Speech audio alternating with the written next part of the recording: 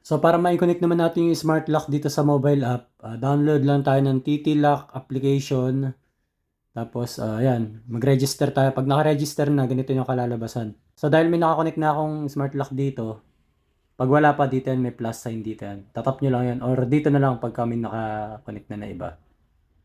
Yan, add lock. Yan, tapos all locks. Yan, tapos buhayin natin tong smart lock. So yan, automatic lalabas siya. Tap lang natin siya. So ayan, nakakonect na siya. Pwede na natin baguhin yung pangalan. Pag mag-add tayo ng registration, dito na natin sa app ano yan, operate. Halimbawa, passcode. Magkikreate tayo. Generate ng passcode. Depende sa ano nyo, kung gusto nyo may expiration or permanent or custom. Iko-custom natin siya. Admin, pwede natin siyang i-permanent.